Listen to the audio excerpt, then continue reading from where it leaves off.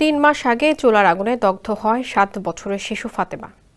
জাতীয় বার্ন ইনস্টিটিউটে চিকিৎসা নেওয়া ফাতেমার সব ব্যয় বহন করেছেন বিএনপির ভারপ্রাপ্ত চেয়ারম্যান তারেক রহমান। 3 মাসের দীর্ঘ চিকিৎসা শেষ করে অবশেষে বাড়ি ফিরছে শিশুটি। বিস্তারিত ইজমু আহমেদের রিপোর্টে।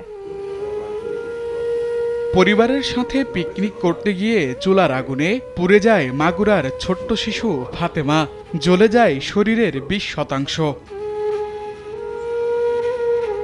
সেই ফাতেমার শরীরের অবস্থা এখন অনেকটাই ভালো। প্রায় 3 মাস পর চিকিৎসা শেষে পরিবারের সঙ্গে বাড়ি ফিরছে ফাতেমা। সামাজিক যোগাযোগ মাধ্যম থেকে ঘটনাটি জানতে পারেন বিএনপির ভারপ্রাপ্ত চেয়ারম্যান তারেক রহমান।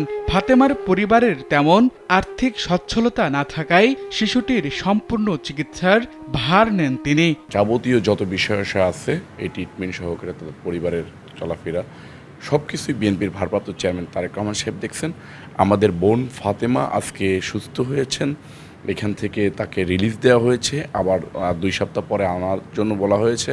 আমরা গাড়ি রেডি করেছি, আমরা ফাতেমাকে মাগুরাতে পৌঁছে দেবো ইনশাল্লাহ। আবার 2 সপ্তাহ পরে ইনশাল্লাহ আমাদের নিজ দায়িত্বেই বিএনপির ভারপ্রাপ্ত চেয়ারম্যান তারেক রহমান সাহেবের নির্দেশেই আবার তাকে এখানে এনে ফলো আপ করা হবে। যতদিন পর্যন্ত ফাতেমা পরিপূর্ণ ট্রিটমেন্ট না হয়ে সুস্থ না হয়, ডাক্তার যতক্ষণ পর্যন্ত বলতেছে না যে এটা 100% সুস্থ না হয়েছে, ততক্ষণ পর্যন্ত ফাতেমার ট্রিটমেন্টের দায়ভার বিএনপির ভারপ্রাপ্ত চেয়ারম্যানের। তবে ফাতেমা এখনো পুরোপুরি সুস্থ নয়, আরও কিছুটা সময় থাকতে হবে নিবিড় পরিচর্যার মধ্যে, এমনটাই জানালেন হাসপাতালটির পরিচালক ও চিকিৎসক। আমরা বার্নের কিন্তু বিভিন্ন ক্যাটাগরি থাকে। ফুল থিকনেস বার্ন হওয়া মানে শরীরের ওই চামড়াটা পুরোপুরি নষ্ট হয়ে যাওয়া। তো আইডিয়ালি এই যখনই এগুলো নষ্ট হয়ে যায় তখন আপনি কি এটা ফেলে না দিলে এটা থেকে সেপ্টিসেমিয়া হয়। তো আমাদের প্রথম কাজ যেটা ছিল ওই পচা জিনিসগুলোকে আগে ফেলে দেওয়া। আমরা এটা মোটামুটি একটা স্ট্যান্ডার্ড যে প্র্যাকটিস, ইন্টারন্যাশনাল স্ট্যান্ডার্ড প্র্যাকটিসেই করা হয়েছে। তো যার ফলে ও সারভাইভটা করে গেছে, বেঁচে গেছে। তার পরবর্তীতে আমাদের স্টেপ ওয়াইজ আরও 3টা অপারেশন করে স্কিন গ্রাফট করা হয়েছে। ওর শরীরের আসলে ভালো স্কিন যেখান থেকে নিয়ে গ্রাফট করা যায় ওই পরিমাণে ছিল না। আপনি দেখেন তার মাথা থেকে পর্যন্ত স্কিন নেওয়া হয়েছে। তো এই যে স্টেপগুলো করা হয়েছে এবং লম্বা সময় শুয়ে থাকতে থাকতে যেটা হয় তাতে করে আবার বিভিন্ন জায়গায় শরীরের ঘাও হয়ে যায়। তো বেশি হয়নি, অল্প আরেকটু আছে। আমাদের ম্যাক্সিমাম ওর যে চিকিৎসা সেটা হয়ে গেছে। ও মোটামুটি সুস্থ। অ্যাকচুয়ালি সুস্থ জিনিসটা এটা তো একটা বার্ন মানে তার চামড়াটা নষ্ট হয়ে গেছে। এটা তাকে লাইফ লংয়ে এটাকে তার সাথেই নিয়েই চলতে হবে। যতটুকু রিকভারি করা যায় অলমোস্ট তার 90% সে রিকভার্ড হয়ে গেছে। আর বাকি যেটা আছে তাকে সেটা ফলো আপে থাকতে হবে। ফলো আপে থাকলে সে ভালো থাকবে। সুস্থ মেয়েকে দেখে তারেক রহমান ও বিএনপির প্রতি কৃতজ্ঞতা প্রকাশ করেন ফাতেমার বাবা আব্দুর রহিম।